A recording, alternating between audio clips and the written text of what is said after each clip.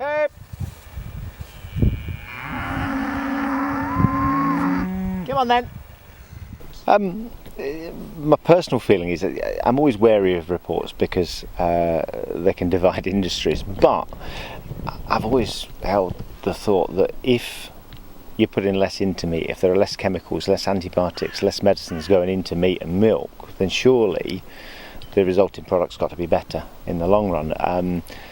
And I've always felt, the organic sector with a zero tolerance on genetically modified organisms and a high tolerance in trying not to use antibiotics unless absolutely necessary is a good starting point. It's where cows should be out here eating grass. They shouldn't be indoors 24/7, 365. Silage, corn, maize, things that, let's face it, they're not designed to eat. The resulting food, well, you do start to wonder, how good that is for the human. A bit down the line once it's all gone through the cow.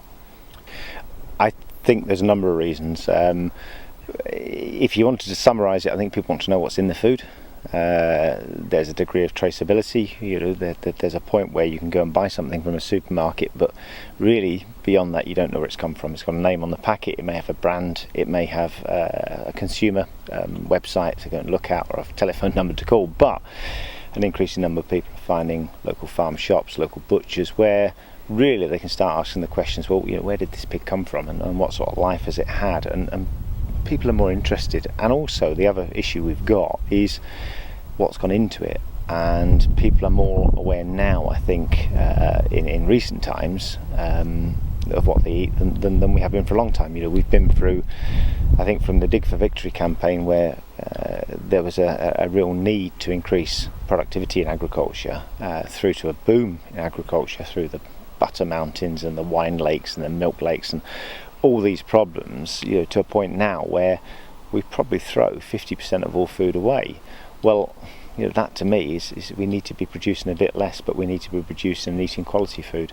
And I think that's what consumers want. They want to actually go and buy food, eat food that is as pure as it can be, through less processes. To me, why take milk through pasteurisation, homogenisation and everything else when it's probably best drunk in its rawest form. That's my view.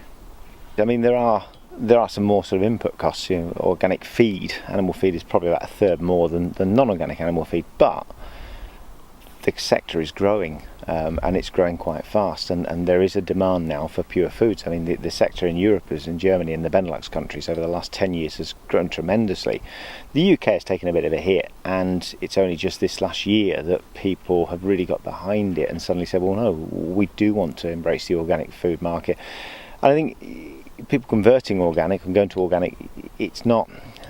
The last thing you need to think about is converting your land and animals. The first thing is get your head around it, convert your head, because unless you're fully behind it, it's never going to work for you. And things are a bit different, and you do have to do things a bit differently. And from a personal point of view, I think it's great for us. It works really well for us. It works superbly for our animals, and the customers like it. And like I say, we've grown year on year to the point now that we're having to outsource from other organic farms for beef and lamb, because we've sold all our, everything we can produce here has been sold, and we're looking for more.